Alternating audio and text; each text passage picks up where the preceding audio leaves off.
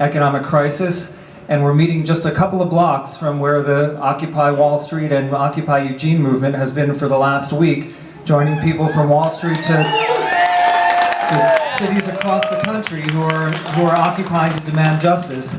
And for those of you who haven't seen it, one of the places that I think really drives home what the Occupy Wall Street movement is about is a website that's just called We Are the 99%, and all it has on it is day after day, person after person across the country, people posting up one picture and one page telling their story of how this crisis has been brought home in their lives.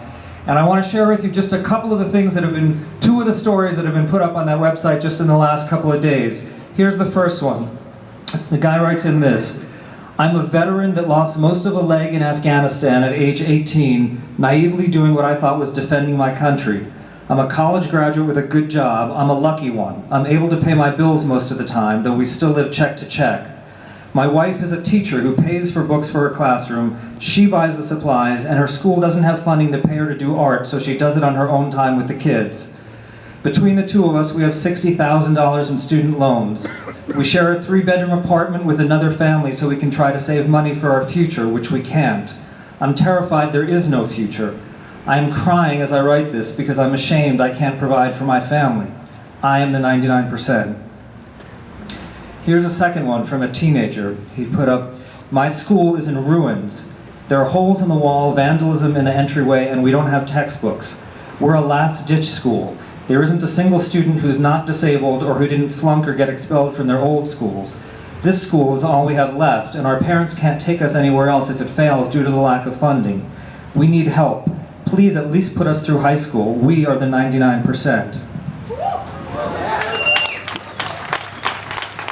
You know, when you read or hear these stories, they're horrible and tragic, but the truth is that what we're suffering through is not a tragedy, it's a crime. What happened to our economy is not a natural disaster. We know what happened, and we know what crashed the economy. We didn't lose it because of a hurricane. We lost it because the richest and most powerful corporations in the country bought off politicians to change the laws so that they could take money that was supposed to be safely guarded in school budgets and pension funds and put it instead into phony Ponzi schemes of crackpot investments where the only people who understood the rules of the scam were the bankers running it. And when the whole thing came crashing down, the architects of that crime on Wall Street all got bailed out, and we got left crying in shame and begging for textbooks on the internet. And the truth is, this problem still now, despite that crime, in the wake of that crime, this problem can be solved. The cuts in jobs, healthcare, and schools are mostly because every state in the country is facing a huge budget deficit. But as Peter DeFazio said, we're not broke. There's plenty of money still in the country. The problem is the people at the very top are hoarding all of it. We could, now here's the kind of facts, if you're a professor, you have time to sit around and discover. We could take care of every dollar of every deficit in all 50 states in the country by doing two simple things. One is end the Bush tax cuts for the wealthiest people in the country who make more than $250,000 a year. And the other is make the people who make their money buying and selling stocks on Wall Street pay the same income tax rates as the rest of us. That's it. You do those two things and it more than makes up for all of the budget deficits in all of the states of the country. So the reason we don't do those is because there's not enough people like DeFazio in the Congress.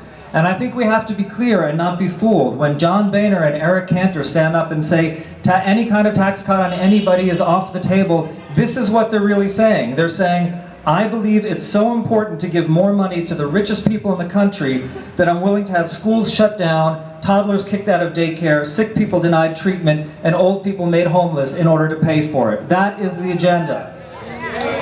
And it's up to us to be the ones to fight back against this agenda and to insist on a different, more just, and more humane vision for what the country is supposed to be. I would say that of all the lies that have been told during the last year, the lie that pisses me off the most is the idea that what unions are driven by is selfishness, and that what teachers' unions especially are driven by is selfishness. I could be wrong, but my guess is that if what you guys wanted to do was make the most money you could get in your pockets, there are probably easier ways of doing it than becoming school teachers. But more to the point, if as a union what you are really about is selfishness, you would take the kind of deal that employers are always pushing on unions, which is sell out the next generation. Okay, all you guys, wage increases, no problem, health insurance, growing pensions, as long as you agree that the people coming behind you don't get health insurance or pensions. That deal is always on the table for every union. And I believe that the reason that you have not taken it is not only because it's wrong, and is not only because it would weaken the bargaining power of the union down the road, but because it's bad for the kids to say, what we're going to do for the next generation of kids is have them taught by a lower skill, lower wage, lower morale, higher turnover core of staff.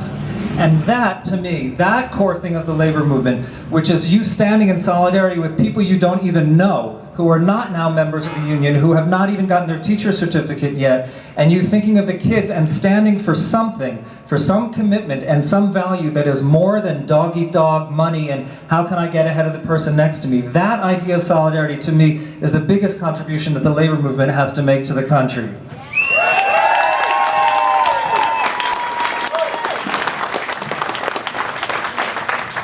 I think that when we're at this time of economic crisis, most people in the country, like you can see on that website or just know from talking to anybody, most people in the country are experiencing a lot of problems and a lot of anxiety and a lot of worry.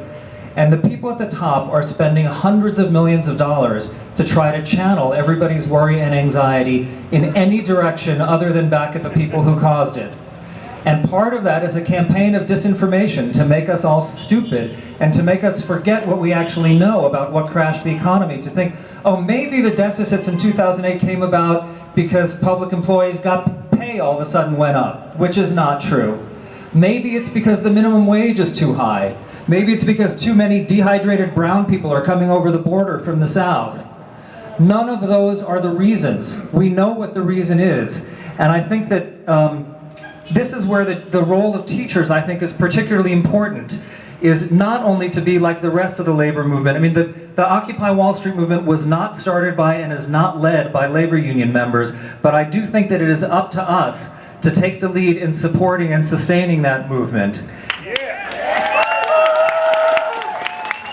I think that teachers especially have a particular role, first of all, to keep people straight about misinformation and teach people how to think clearly, how to think critically, how to evaluate what's the difference between propaganda and what's fact, how to actually understand the world around us.